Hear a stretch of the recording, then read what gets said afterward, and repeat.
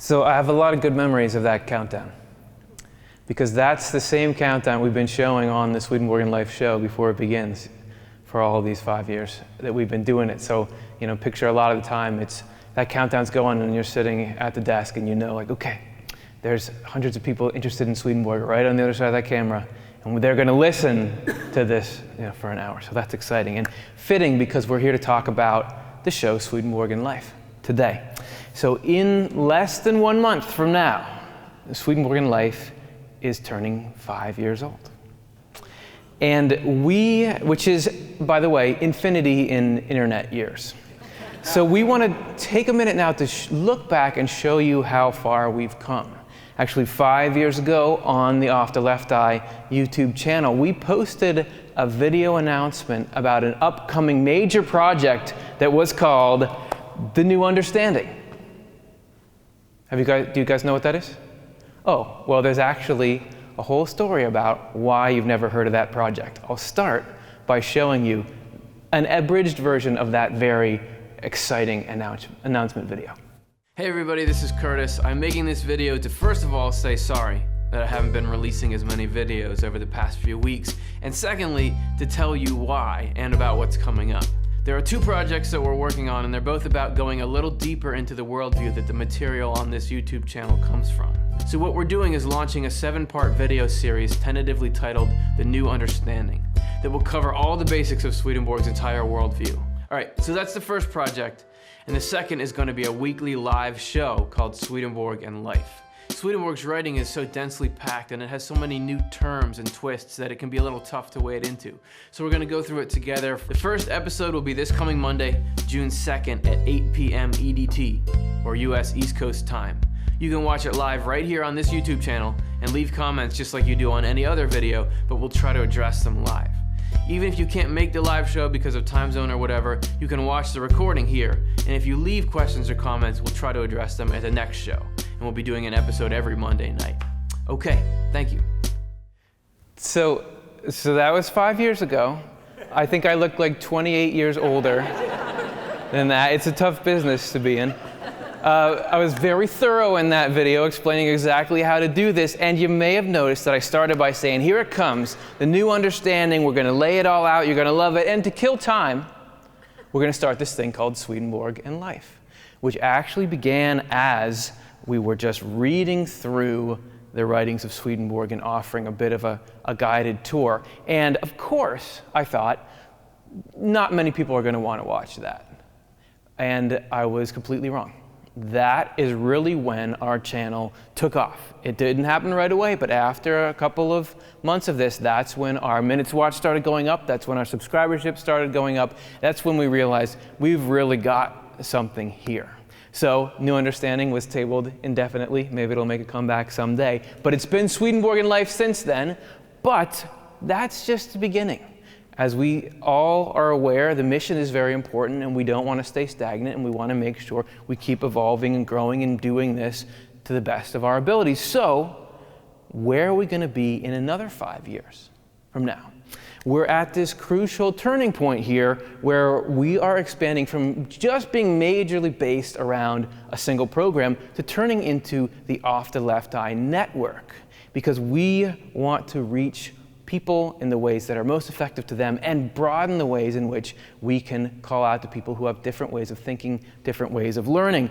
But I want to say that the ideas in Swedenborg's writings have been changing people's lives way more than 5 years. So we are just another link in a chain, and all we're trying to do is give people access to those ideas. So tonight we're going to look at what we're doing in this crucial turning point 5 years after Swedenborg and Life began, and you're about to see our little thumbnail that announces this. I had nothing to do with the creation of it. So here it is.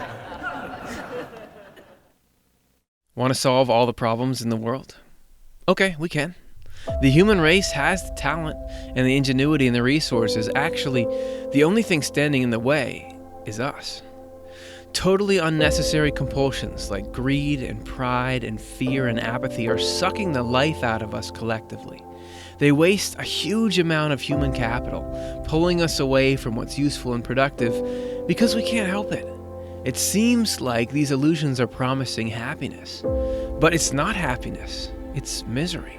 And it's misery for everyone. Everyone hurts on their way toward chasing these illusions, and then the ripple effects from those decisions cascade down and cause more problems for everyone else. We should just cut it out, but we can't. We've lost touch with how the human mind and heart are supposed to work. It's like the computer is powerful enough. It's got enough RAM and enough storage, but it's running the wrong software. Okay, here's where it gets intense. Because what do you do if your software is messed up? The designer offers an update or a patch or something that fixes it. And if we look in the About section of the human mind, we're the product of God. Okay, so why doesn't God send out some kind of divine software update, right? Well, what if He already did? Do we have access right now to means that would allow us to opt into a new operating system? It's 1744, Stockholm. Prominent scientist and inventor Emanuel Swedenborg receives a powerful set of visions that he believes culminates in a directive from God to publish and distribute a set of ideas. Swedenborg felt this strongly enough that he put his reputation and career on the line and set sail into the unknown. Leveraging all of his scientific training and with the aid of an unprecedented level of access to the spiritual world and the metaphysical underpinnings of life, he embarked on the massive undertaking of publishing, from 1749 to 1770, 14,000 pages, and writing another 28,000 in manuscript form. And as soon as you spend any real time in these pages, you start to get the sense that this really could be a mental and emotional upgrade that could do a ton of good for the human race. But then, if it's here, why isn't everything fixed? Well, maybe it's still in the delivery phase. Maybe we need more people to click on it. What we do at offTheLeftEye is use scholarship, technology, art, and community to equip as many people as we can to be able to upgrade their life. And we're going to take you through how we try to do that now by giving you a sample of each of our channel's offerings. News from Heaven, Swedenborgian Life, our short clip series, and Swedenborgian Life Live, and how we respond to our audience. Let's trace the journey of an idea from Swedenborg's pen through a calculated series of steps designed to provide public access to this transformative software for the mind and the world. All our offerings begin with deep research into Swedenborg's ideas. A major asset we have to support us in this work is the ongoing efforts of the New Century Edition. The NCE is creating an entirely new translation of Swedenborg's writings that conveys the power and clarity of his message. This fresh translation maintains the poetic vision of the original while incorporating input from both scholars and linguistic experts to produce an accurate rendering of Swedenborg's thoughts. Per sua interiora cum illis communicat. Et si toleretur illi omne commercium cum spiritibus in instanti moreretur. So what do you have? Well, we communicate with spirits through our inner faculties, and if all interaction with spirits were taken away from us, we would die instantly. Awesome. Oh, come on in. Hey guys, so we're about to film News from Heaven. Do you have that number from Spiritual Experiences that I was asking for? Yeah. Yeah, I've got it. Yep, there you go. There you go. All right, thank you so much. Have fun. This idea of spirits flowing in is a revolutionary concept for how we understand our own mental landscape, and a potent tool for people who may be struggling with persistent, unwanted thoughts. But even with a clear translation, Swedenborg's terminology and complex cosmology could keep a first-time reader from easily understanding the idea upon first contact. So we offer a guided tour.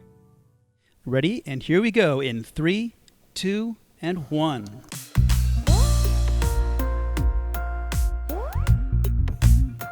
Hey everybody, it's News from Heaven. Welcome. This is the show where we take an annotated journey through Swedenborg's writings to try to figure out life and the mind. And you might say, how could those things go together? Well, what we're really trying to do in this program is dispel what I would call negative mind weather. I know a lot of people, maybe you yourself are among them, that walk around occasionally bothered by things like worry, anxiety, fear, concern. I don't know if this has ever come up for anyone. I know it's come up for me. All this goes together to really sap us of the potential to have the kind of healthy, happy, productive life that I think is our God-given right. So, what can we do to disperse these clouds as they come in? For me, the most potent tool that I've found, and I feel like I've scoured the earth for it, is this picture of a greater reality, of divine love and divine wisdom that exists up and above, just like the sun is above any dark clouds. That once we can learn about it and focus on it, that can actually be the potent antidote to dispelling this. And the most accessible form I've ever found it in has been Swedenborg's writings. And we're really going to put this to the test. So can we get out of Swedenborg's writings something to help us in our day-to-day? Because here we're going to be going through a relatively strange encounter Swedenborg had way off in the world of spirits with some spirits. What can that tell us about our life and how to live more in the divine design? If you want to follow along, you can download it from the link in the description. It's Spiritual Experiences 1999. You guys can't really download it here. This is how we tell it to the online audience, so I'm giving you the real experience. So what we want to pull here is entitled, When Evil Cravings Are Stirred Up in People of Faith. So we've got drama already. There are evil cravings. And this is a fascinating term here. People of faith, who's that? Everyone who's a person of faith, raise your hand. I'm just kidding. How do you know if you're a person of faith or not? And Swedenborg has such an extensive treatise on the nature of what it means to have faith. You may know he had some significant issues with sola fide, or however you pronounce Latin. The faith alone wasn't it. It's not just what religion do you subscribe to, but it's more about how you live your life. And if I had to quickly sum the whole thing up, I would say this is when we're going for what's good and living by what we believe is true. So I'm going to say we're going to all be the people of faith in this story. And we've got some characters that we've got to get introduced to here. And he begins by saying, I spoke with, and this is Swedenborg, and right away you'll be able to tell he's in the spiritual world. I spoke with some good spirits who mistakenly thought I was planning something evil. So right away, there's drama and there's characters. And to help it keep it straight in our mind, you're about to see some amazing art on display here. Okay, so you kind of, human form is the hardest to draw. Okay, there we go. There's one good spirit. So we've got our good spirits, and we've also got E.S. We've got Swedenborg, he's speaking with good spirits, and already they think Swedenborg is planning something evil. And if you're familiar with how the spiritual world works, according to Swedenborg, it's not that they saw a glint in his eye or perhaps misinterpreted a gesture. If you think somebody's playing something, it's because you're essentially being able to observe their thought directly. That there is, almost like here, I can be thinking something and you can see it broadcasted by what I'm doing on a screen there. So Swedenborg had something. We don't know what that scheme was. I'm sure it was nefarious, but there was something that they thought was attached to him. And so they come at him pretty hard, as we'll find out as our story goes on. They said, this is quite something. They said this was just like me and that I was disgusting. So these are good spirits, but they let you have it when they think so. For somehow they're saying this is classic Swedenborg, plotting this evil plot, and whatever this thought is, they are not having it. So what is Swedenborg going to do to get himself out of the situation? We find ourselves firmly off in this story. How are we going to tie it to what happens inside our hearts and minds every day? The tension. You could cut it with a knife in here. But I was given to reply. And again, as a Swedenborg nerd, given to reply. Even in how he says that, he's acknowledging everything good and true comes from the Lord. And that's just important as we investigate all of this. That the situation resembles a reflection in a bad mirror. People who don't know any better might think they are seeing the actual person, not a distorted image, but that is not the case. So if you thought we were looking at some art before. I'm going to draw a distorted mirror and a reflection. So let's see. This is like a fun house kind of mirror. Have anyone ever looked into one of these yourselves? So even if you're a well-proportioned stick person, in this mirror, you're going to be all wavy and bumpy. And let's say there's a corner. Good? Yeah? Let's say that there's a corner here, and somebody can only see this mirror, and they might say, wow, you have a lumpy head, or something like that. But we know, even though I'm giving a frivolous example, don't we perceive each other to be something other than what we really are? But we know that the real person is here, and Swedenborg is asserting to these spirits that what you think is me, what you're judging to be my evils here, are not mine. But how could this be? I think I can sense another character coming.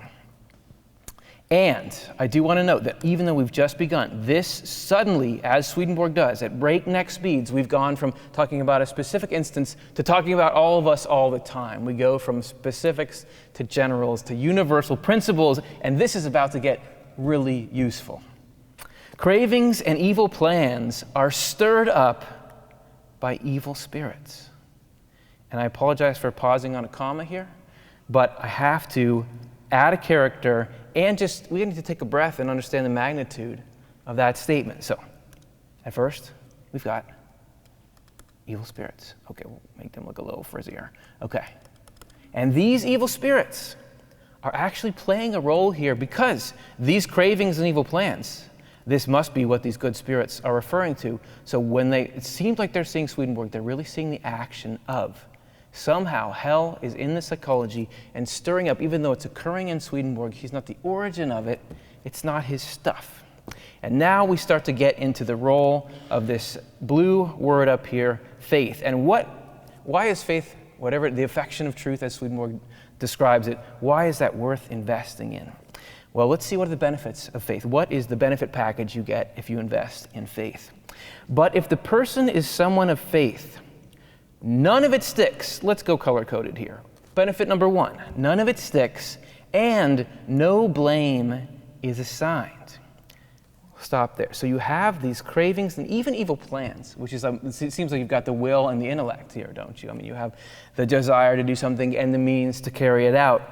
But he's saying that this actually can be just stirred up, it's there, but you're not the one who's setting it in motion. But if you have faith, and as I was defining it before, I think we're all of faith. That we're not always perfect at it, but we're trying to do what we believe is good and true on the whole, not all the time, not when someone in front of you is going too slow or someone behind you is going too fast on the road. Okay, got it. I always go slow, no offense. But overall, what's the goal? I mean, what's really in our heart? And when we're in the middle of these struggles, so often we can be feeling all this criticism from our own minds. And in the middle of it all, we feel things like this, evil plans come up. You may say, I've never masterminded an evil plan, but have you ever, somebody did something to offend you and you're starting to plan what you're going to say or what you would have said? Right? These things start to come up, but it gets more serious than that. So even while we're experiencing this negative head weather, we can have these negative things come up with us. And can't that, if you are trying to live a good life, just add to your sense of despair? It's like, and now, I thought I was past this issue. I thought I'd already dealt with this. Why is this coming up in me? What's wrong with me? Swedenborg is asserting that there's another player here. And this was sort of the crux of his whole level of spiritual perception that allowed him to get as clear as he got to be a conduit for the teachings. With this faith, with this North Star, none of it sticks, no blame is assigned. And I guess you're all sitting down already, but be careful with this next sentence here. Instead, it is turned into something good. And really, that was just a warm-up for this sentence. Things like cravings and evil plans don't get stirred up in people of faith unless it is for the sake of their improvement and regeneration. Suddenly, we've got a divine plan. And suddenly, this is the miracle of the concepts in the writings. Because we go from, look at how bleak our situation is here. We've got all the negative thoughts telling us we're nothing, and then we've got all these negative feelings dragging us down and into spirals we don't want to be in. and it seems like we are having a really bad day and that we're very far from hope. But what this is saying is that actually, since you are trying to live a good life, this is a good sign. Did you catch that?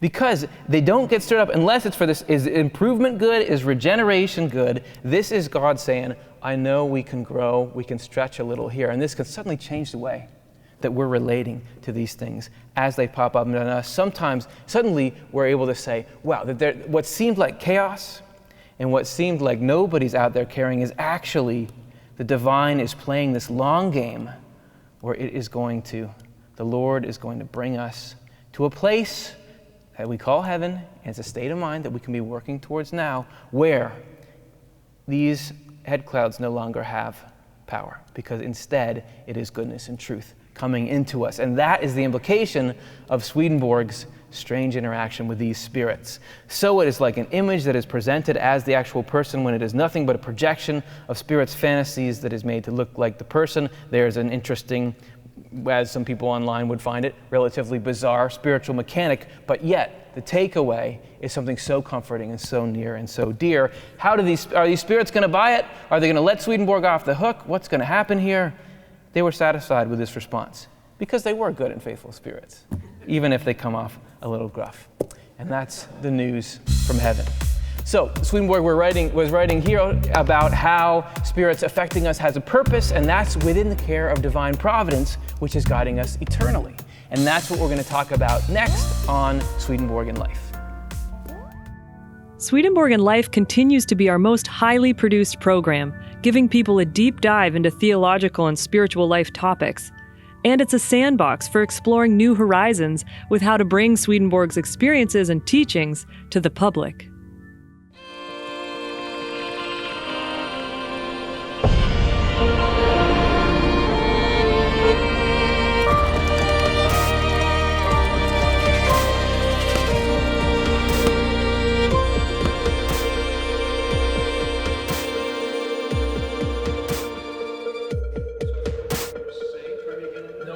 A lot of people don't get it, and they'll misrepresent what I'm really saying. It's not that I don't think that the Muppets are real anymore. But they used to be real in the beginning, but then they got puppets to replace the original actors. I think the movie's going to start. What if I told you that divine providence has been at work in your life since before you were born, and it will continue to be active throughout your life, even to eternity? How do I know this? Just look at a fruit tree. It is first born from a tiny seed as a delicate sprout. Then it gradually develops into a trunk that sends out branches and grows leaves. Then it produces flowers, bears fruit, and sets new seeds in the fruit that provide for its endless future. This is true for all plants. Every least thing in this process is constantly and wonderfully moving from its purpose to its goal, according to the laws of its design. Could anything less miraculous be at play in your life and development? You went from childhood to young adulthood. You took in ideas that shaped how you understand the world. Your heart was inspired and filled with longing to go out into the world and live. You made choices and pursued your dreams. You lived and loved and learned from your experiences. You've grown and changed. You are renewed to live another day. If the process of divine providence is so unfailing in the formation of trees, it must, by all means, be so for you. The Lord's providential care is constant, though you may not know about it at all. You may not even wish to know. But hear this. It is not just some grand air current in the sky. It exists, and it has been active in the smallest details of your life from your earliest stage. And it will continue through to the last and forevermore after that. The streams of providence coming together at any one point in your life are more than any conceivable number. You are being carried. You may say, how can this be possible? You look at your life and only see mess. The Lord's providence is in all the smallest of details. But it doesn't follow the plan we propose to ourselves, because the Lord is both foreseeing and providing for future events. You may see mess, but the Lord is building a palace, and only the eye of the architect's mind sees what that palace is like. That was breathtaking. Totally. Are you ready to go? Sure, yeah. These revolutionary ideas, making sense of how divine providence and a loving God are on our side, even as we navigate the tumult of our changing spiritual states, leave people with a lot of questions, and we're here to respond to them through several pathways. One of them is our hour-long Q&A show, Good Question, where we respond to live questions from our online audience. Okay, no tapping on the desk, and we're going to go live in 3, 2, 1. Hey everybody, welcome to Good Question. This is our show where we spend a whole hour interacting with you, our online audience. We try to take your questions and answer might be a strong word for it, but we give our best thoughts and we try to discuss. I have a wonderful panel with me today. We have Cara Dom, Latin consultant for the New Century Edition, Dr. Jonathan Rose, series editor for the New Century Edition, and Chelsea Odner, production manager and writer for offTheLeftEye. Thanks so much for coming and being a part of this. Thanks for being here. Okay, so our first question, if you're in the chat room right now, type it in. We'll grab one. We'll answer it as we speak. Our first question comes from Carrie Parsons, who says, does repentance heal damage that we may have done to our souls from past mistakes? So Swedenborg has this amazing process that goes from repentance to reformation. We have regeneration, where we are able to essentially, like a butterfly, emerge from the life we have here into this heavenly kind of life. But are there things that just it's not powerful enough for? Is there a way that you can be, no, that you're not a reclamation project? This is what Carrie's wondering, and I'd love to get your thoughts on from a Swedenborgian perspective. What's our answer here? Cara, do you want to start us off? Sure. Yeah, I've got two little things that come to mind immediately. One is, I think, somewhere Swedenborg talks about how there's a piece of our soul that is connected to God and is totally inviolable. The remnant. Yeah. Just nothing can destroy it. So what did she say? Done damage to our souls. There's part of that soul that you can't wreck no matter what. Nice. So keep that in mind. Right. And the other thought is about repentance. If you go through the steps of repentance that Swedenborg outlines as part of the regenerative process, then the Lord takes all your evils and pushes them to the side. Right. So they're not in your way anymore. And that sounds like a healing to me. Absolutely. That's great. Jonathan?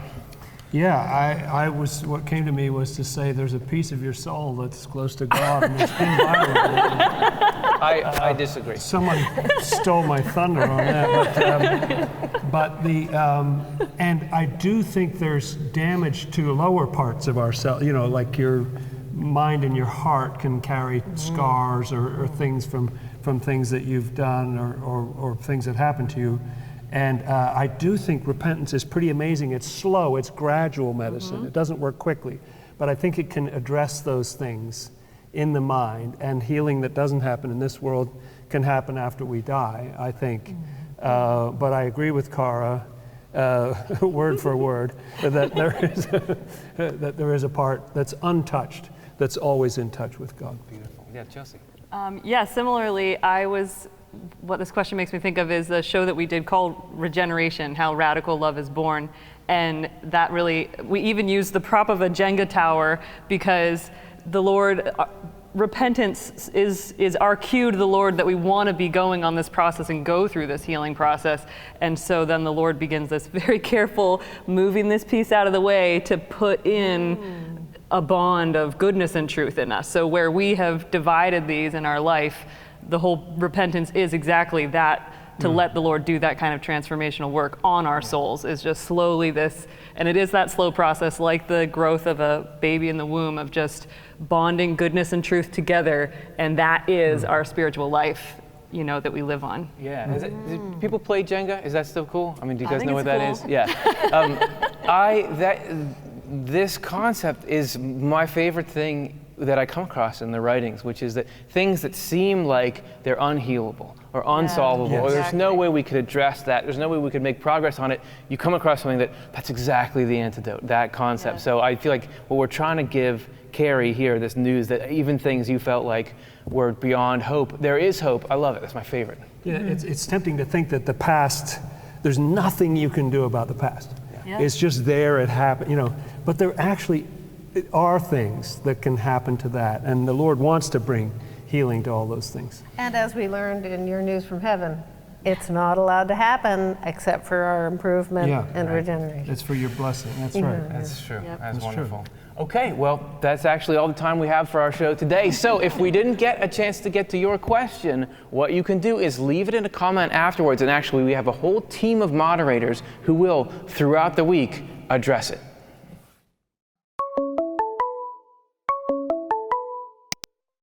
Hey Chris, how's moderating going? Oh, it's going great. I seriously love this work. I had 70 new comments from people as of this morning. So far, I responded to about 50, so about 20 to go. It's amazing to witness how these ideas are having a powerful, positive impact in people's lives, and I honestly love getting to support them on their journeys. Oh, that's so great. Yeah, it really is. Okay, just listen to this one. Thank you, offTheLeftEye, for all your efforts. My whole life has been for truth. These answers enrich my life with such wisdom and vision. My passion and quest are so very quenched with the writings of Swedenborg.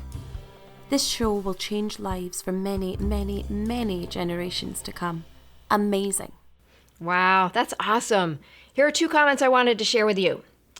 Curtis, Jonathan, and team, I love you guys. I'm falling in love with the Lord again. Thank you for all your hard work. And this one. Terrific show, guys. I see the Old Testament completely different now, and Swedenborg's interpretation seems completely logical after hearing it. Your work to bring Swedenborg's work to the masses has literally lifted years of heavy weight off of my soul and helped me to better understand what Jesus really went through and why. I can't thank you all enough. Man, that just pumps me up so much to hear those. Okay, I just have one more to share with you. This one is really touching and gets at the core of what we're doing here. I started watching your videos when I lost my brother to opioid addiction. They have helped me immensely and given me hope and peace. I watch every night when I go to sleep. Thank you. I've now got my best friend watching them obsessively. Keep them coming. I'm speechless. Yeah, so powerful. It's such a gift to get to share these ideas with people and see them really helping. Speaking of which, do we have a winner for this week's short clip poll? Okay, let's see. Oh, wow. 468 people voted this time. Yeah, and I see Afterlife is the clear winner this time. I've got a good clip for that from our reunions in the Afterlife show. I love it. People often wonder if they'll see their loved ones again, and this one really shows how beautiful and healing reunions in the afterlife can be. All right, let's post it. So it begins with a family. You've got the parents and 2 boys, or that's all the members that we know of. The first son died young. But actually, by the time we catch up with this family, everybody's died. This is a bit of a non-standard family reunion because it's taking place on the other side, in the afterlife. So everybody except the first son died of natural causes after a long life, but somewhere during his long life, the second brother turned into, well, a jerk. The parents started finding him abrasive and hard to love, and even after they died, and he died, and they met again on the other side, he was still hard to get along with. Even though he left his body behind, it's not like it restarts your personality. And it doesn't wipe away resentments if you're still holding on to them. So one day in the afterlife, the second brother starts accosting his parents because of a long simmering jealousy he had for his brother. Remember, the one that died earlier. And remember, because of brother 2's misdirected life, there was just too much baggage for the parents to hear any valid concerns. It was a mess, and I don't know if it could get sorted out in this life, but in the afterlife, there's a workaround. Time and aging there isn't linear in the same way that it is here. And it's actually common for people to be brought back into previous states of life, to go from, say, an adult back to childhood. So by divine providence, suddenly brother 2 was no longer an arrogant, selfish, demanding adult fully culpable for the impact he was having. Here was a child. and a child expressing this pained urge, saying that he wanted to take all his parents' love for himself. He was jealous of the love that his other brother had gotten. Maybe you have kids, or maybe you felt this with a child, that they can express something that with an adult would be off-putting or offensive, but with a child it actually opens your heart more to their helpless condition. The parents felt this, triggered by the invisible strings of the grand love that parents have for their children. So their frustration and upset melted away, and now they had this space to want to comfort and console. Well, who should show up then but Brother One? And Brother One, having grown up surrounded by the love of heaven, spoke to him through the pure thought-to-heart communication of the Spirit, saying to his brother, "Listen, I would give you everything I have. I want the love I get to be love for you. I want my joy to be your joy. And to see you fully and profoundly happy is all I'm looking for." And hearing that, against his own character, Brother Two started to cry, saying that he couldn't help himself, that love itself was speaking. And isn't that what we're looking for? To hear love speak again, to re-find that which we thought was lost forever. One question we often get is some variation of, why have I never heard of Swedenborg? Why am I only hearing about these ideas now? Well, the truth is, you may have been influenced by Swedenborg's ideas and not even known it. Ever since publication, his books have been influencing people who have gone on to impact society in many areas, like art, architecture, and social reform. But Swedenborg doesn't credit himself as the originator of any of his ideas. He himself points back to the Bible as the source and means of his inspiration. To help make that connection for people new to his ideas, Swedenborgian Life Live is now a separate show experience, a home to explore the Bible directly with Swedenborg's works as a guide. Okay, guys, let's have a great show, and we're going to go live in 3, 2, 1.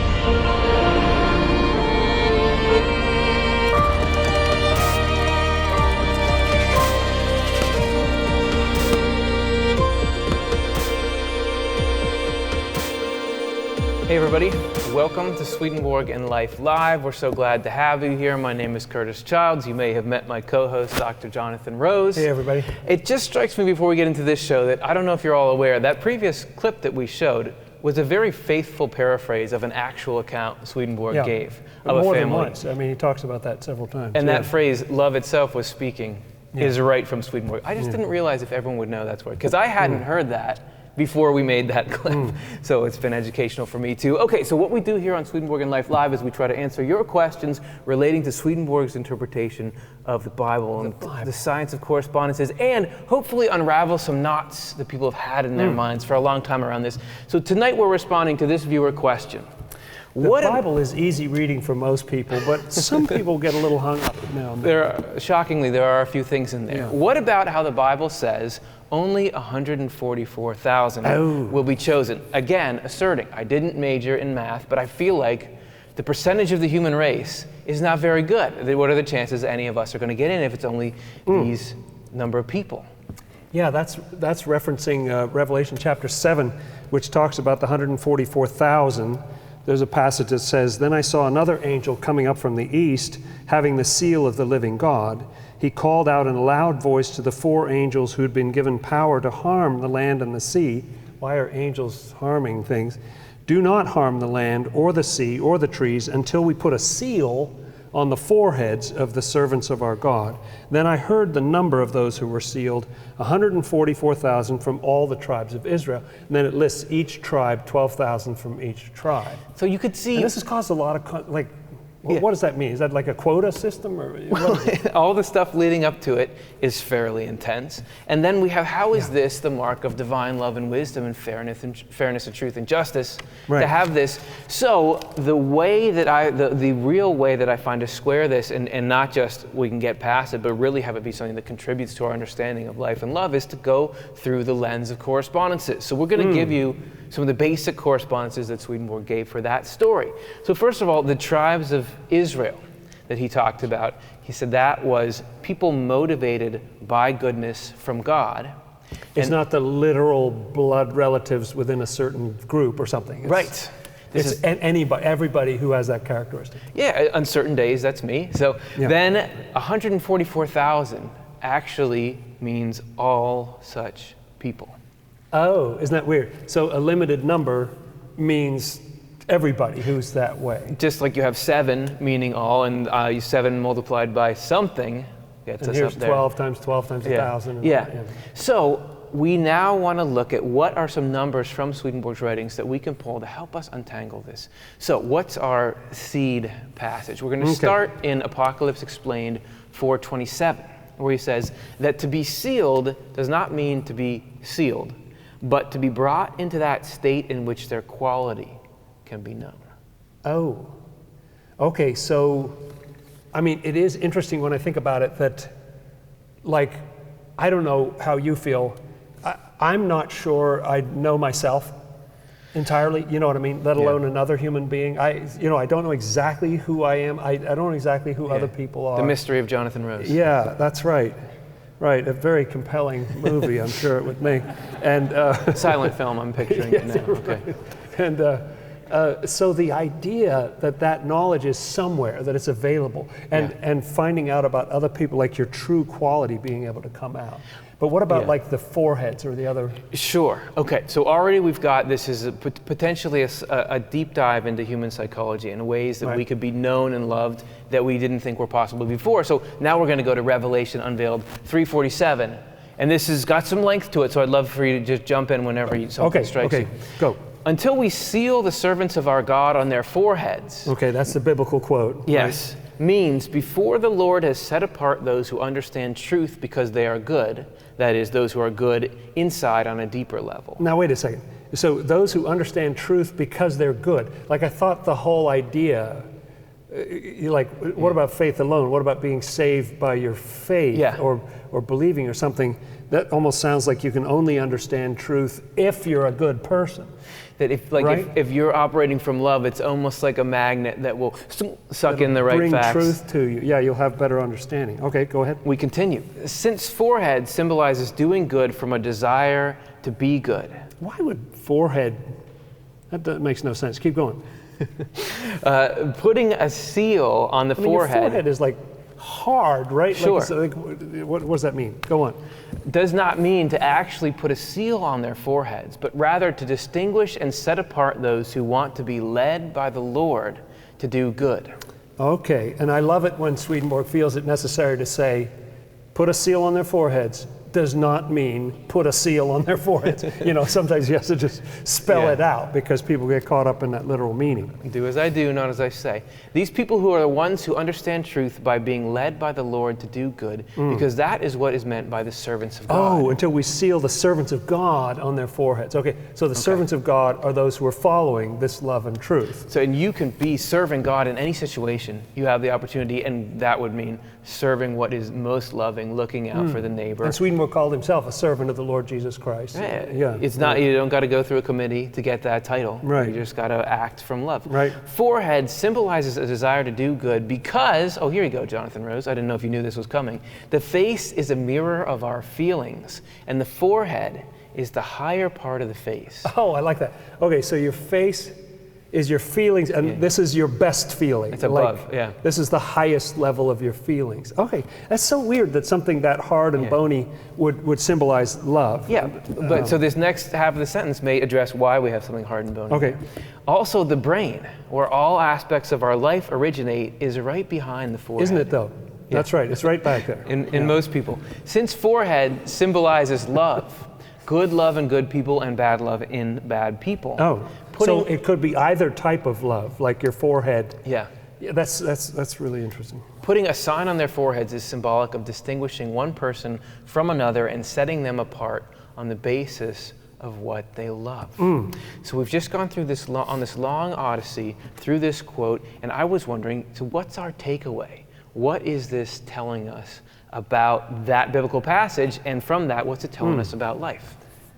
Yeah, I mean, what comes to mind is that it's very moving in a way. Like, people get tangled up in these things. 144,000, if you really take it literally, they would all have to be from those different tribes, and yet didn't some of the tribes get lost or what, Right. and there's going to be 144,000. So does it really make sense? This is the kind of thing that turns people off to the Bible, because you'd say, well, what about when number 144,001 shows up, and maybe they're better than some of the people who are already in the 144,000? You're really going to kick them out or something, or do you swap somebody? Or like, why make all of us lovely human beings, and most of us are throwaways? And in fact, if you really look at that chapter in Revelation, right after it talks about the 144,000, doesn't John say, I saw a multitude that no one could number from all nations? Oh, wait, so we just had a number, and yet there's also a multitude that's innumerable. And it just makes sense to me that the divine love is never done. It's not done with 144,000. It's not done with 144 trillion. It's never done. So it makes sense that means all of the people who carry this kind of love, it's open to everybody. Beautiful. So there you go. We go from this strange sort of we're shutting people out and what does it mean and how does it do anything, to we're talking about love. We're talking about how in each instance we can go and choose that love, be the servant of God, and how something you can do now to get that seal. And God's heart is big enough for everybody. So hopefully that helps clear up your question. Thanks so much for watching. And now Swedenborgian Life itself is getting an upgrade.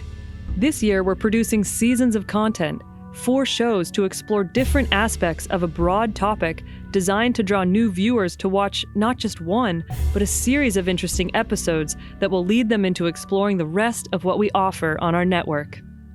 This season we're asking, can you change your life story? Nobody likes your ideas. What a loser. You're never gonna be able to do that. Nobody likes your ideas. What do you think you are? Have you ever had other people, or maybe your own thoughts, tell you a story about your life like that? Well, what if we can change the story? Hey, welcome to Off the Left Eye, where we're trying to refine a rationally spiritual theory of everything that's going to make your life better. And this season, we want you to join us to figure out, can you change your life story? First, can we change our life story by fact-checking? What is the truth about who we are, where we've been, and where we're headed? And could it be exponentially more amazing than we've imagined? In our first episode of this series, we'll uncover the secret to changing your life story. Then in the next episode, we're going to switch into out-of-body tourism and look at the education centers and libraries in the afterlife, where stories are kept in heaven. But beyond understanding what's already there, can we actually change our spiritual trajectories? We're going to look at the fascinating dynamics of the spiritual communities we're connected to, how your spiritual company affects what you think and feel, and how what you do can change your spiritual neighborhood. And a powerful tool that can help us on our journey of change is a piece of text that's very famous, but may contain a set of previously unknown abilities and a story that you never knew was there. By expanding into a network, our vision is to provide the right formats for people who learn in different ways and who are at different stages of development in their engagement with the message. Swedenborg writes that in our spiritual development, every stage we go through, no matter how far we've come, that stage is just like an egg compared to what's to come. And we apply this to our work at Off the Left Eye. We learn from every phase of our development, and now at this threshold, we're looking forward to where this stage may bridge us to next. Remember what it's all for. The video production, the views, the translating, these are all only means to an end. The purpose is clear. It's about healing. These ideas heal people. It's about healing and joy, and we've seen it happen time and time again at an amazing rate and to an amazing depth. Obviously, we at Off Left Eye were excited about the ideas of Swedenborg, but after hearing just how profoundly life-changing these concepts are to people's lives all over the world, there's nothing we'd rather be doing. It's what drives us to develop these content delivery systems, refine them, improve them, and do our part to give the human race access to this upgrade that could help us solve the mind, become native in love, and work together to tackle the challenges that stand in the way of a brighter future. Thanks so much, everybody, for coming.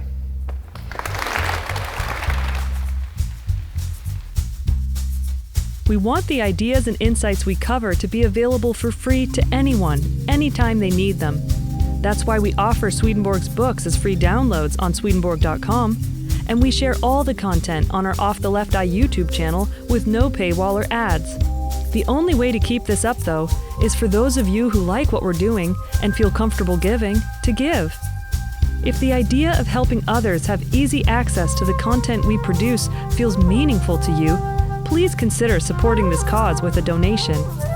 You can go to otle.causevox.com and follow the prompts to give a one-time or recurring donation.